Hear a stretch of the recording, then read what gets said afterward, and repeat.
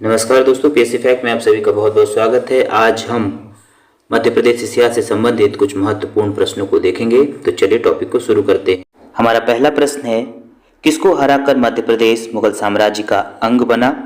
रानी दुर्गावती को। रानी दुर्गावती को हराने के बाद मुगल साम्राज्य ने मध्य प्रदेश को अपने में शामिल कर लिया। हमारा अगला प्रश्न है, गुप्तकालीन कलाकृतियों से संबद्ध स्थल कौन सा है? तो इसमें से हमारा संबद्ध स्थल उदयगिरी की गुफाएं हैं। फिर देखते हैं, अगला प्रश्न है, महान मौर्य शासक अशोक का अभिलेख कहाँ से प्राप्त हुआ है?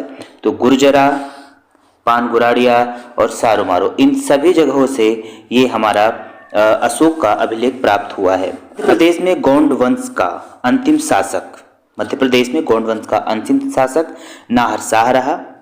गढ़मंडला का शासक कौन था? तो गढ़मंडला का शासक नरहरि शाह रहे।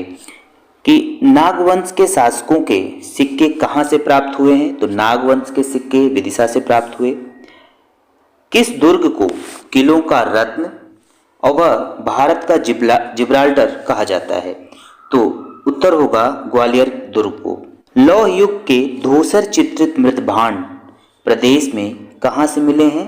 तो भिंड और मुरैना से। अशोक के शिलालेख मध्य प्रदेश के निम्न में से किस जिले से प्राप्त हुए हैं? तो दतिया जिले से। चंद्रगुप्त द्वितीय की राजधानी कहाँ थी? उज्जैनी। चंद्रगुप्त द्वितीय की राजधानी उज्जैनी थी। उज्जैन महाजनपद युग में निम्न में से किसकी राजधानी थी? तो अवंती। तो उज्जैन महाजनपद युग में निम्न में से किसकी राजधानी थी? तो अवंती। अगला प्रश्न है, मध्य प्रदेश के झंडा सत्याग्रह का निर्देशन किसने किया? तो देवदास गांधी जी ने। जबलपुर के रूपनाथ व दतिया के गुर्जरी नामक स्थान पर स्थित लघु शिलालेख किससे संबंधित हैं? तो ये लघु शिलालेख अशोक से संबंधित हैं। मध्य प्रदेश में प्रथम ताम्र बस्ती के साक्ष्य कहाँ से प्राप्त हुए हैं? तो कायथा से। कायथा। प्रागैतिहासिक शिलाचित्र मध्य प्रदेश में कहाँ पाए गए हैं? तो इसका उत्तर होगा भीमबेटका से। तो प्रागैतिहासिक शिलाचित्र मध्य प्रदेश में भीमबेटका से पाए गए हैं। पनगुड़िया से निम्न में से क्या प्राप्त हुआ है? पनगुड़िया से शिलालेख। अगला प्रश्न है, महाजनपदों में से कितने महाजनपद का संबंध मध्य प्रदेश से था? तो मध्य प्रदेश से 2 महाजनपदों का संबंध था। तो आप एक कमेंट में जरूर बताइएगा उनके स्थान, वो किन किन स्थानों पर रहे, उनकी राजधानी क्या रही, आप प्लीज कमेंट करके बताइएगा। मांधाता नगरी वर्तमान में ओंकारेश्वर की स्थापना किस राजा ने की थी? तो राजा मुचकुंद ने मांधाता नगरी की स्थापना की थी। अगला प्रश्न है राजा महिष्मत ने किसे नगर की स्थापना की थी? तो महिष्मती नगरी की। प्रश्न होगा दोस्तों, किस नगर की स्थापना की थी? किस नगर की स्थापना की थी? तो महिष्मती नगर की स्थापना की थी। हमारा अगला प्रश्न है, श्री राम के छोटे भाई शत्रुघ्न का पुत्र मध्य प्रदेश के किस राज्य का राजा बना? तो विदिशा राज्य का राजा बना था।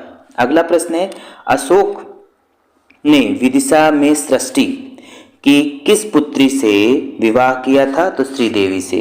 अशोक ने किन स्थानों पर स्तूपों का निर्माण किया? तो हम ये देख सकते हैं किन स्थानों पर किया, और जो हमारा प्रश्न है उसने ये पूछा है किन स्थानों पर नहीं कराया।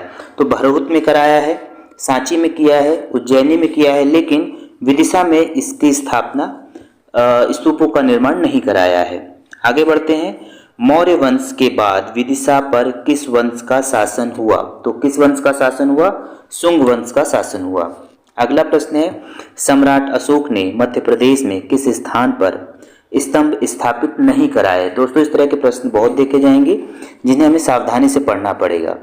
तो सम्राट अशोक ने मध्य प्रदेश में किस स्थान पर स्तंभ स्थापित नहीं कराए? तो कसरावत में स्थापित नहीं कराए थे। अगला प्रश्न है, गुप्त वंश के किस राजा ने उज्जैनी को अपनी राजधानी बनाई? तो गुप्त वंश के किस राजा ने? तो चंद्रगुप्त विक्रमादित्य ने उज्जैनी को अपनी राजधानी बनाई थी। महाकालेश्वर का मंदिर कहाँ स्थित है? उज्जैन में।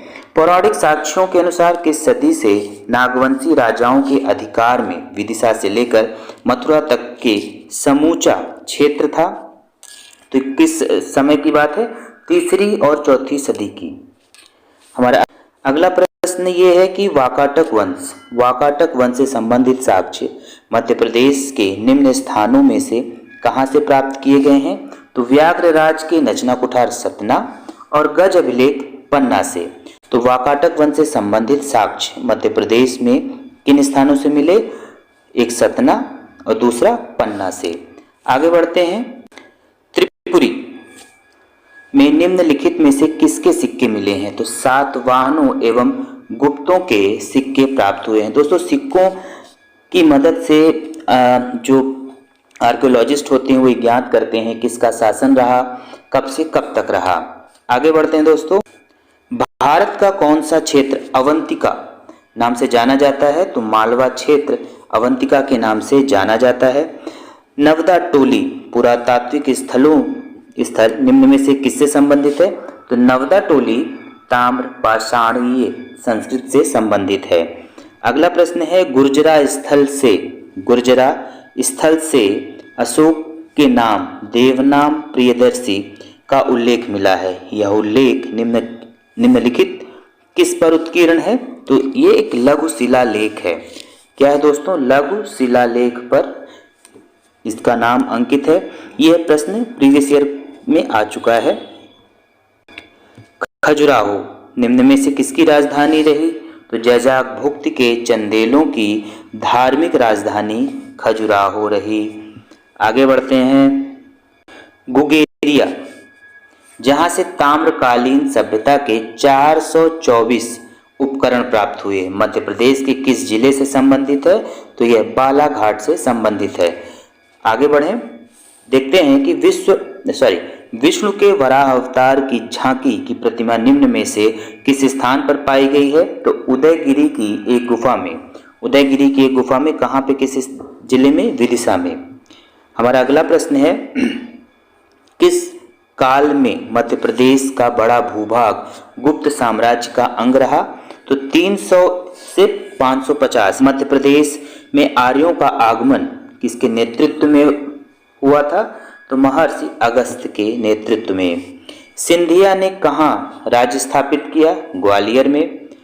होलकर ने अपना राज्य कहाँ स्थापित किया था? इंदौर में। भोसले का राज्य कहाँ स्थापित था? तो भोसले नागपुर से संबंधित हैं। मध्य प्रदेश में खजुराहो के विश्वविख्यात मंदिरों का निर्माण किस वंश के राजाओं ने कराया? तो किस वंश के राजाओं ने? चंदेल राजाओं ने इसका निर्माण कराया था। मध्य प्रदेश में की गई खुदाई और खोजों से किस सभ्यता के अवशेष मिले हैं? तो प्रागैतिहासिक सभ्यता के अवशेष प्राप्त हुए। प्रागैतिहासिक काल में मध्य प्रदेश की आदिम जातियां शिकार हेतु किन हथियारों का प्रयोग करती थीं? तो कौन से हथियार थे वो? नुकीले पत्थर और हड्डियां, इनके माध्यम से वो शिकार को किया करते थे। अगला प्रश्न है, महाराजा छत्रसाल की मृत्यु के बाद मध्य प्रदेश कितनी रियासतों में बट गया? तो 6 रियासतों में बट गया था। पेशवा बाजीराव ने अपने सरदार सिंधिया का कौन सा क्षेत्र प्रदान किया था? तो बुरहानपुर से ग्वालियर तक का क्षेत्र। नवदा टोली पुरातात्विक स्थल निम्न में से किससे संबंध है? तो ताम्रपाषाण संस्कृत से। अगला प्रश्न है हमारा, मध्य प्रदेश में भोपाल राज्य को कब मिलाया गया? तो 1 नवंबर 1956 को। दोस्तों, प्राचीन काल से संबंधित ये हमारा लास्ट प्रश्न है। इसमें है, ऐतिहासिक स्थल चित्रकूट कहाँ है? तो ये सतना में स्थित है।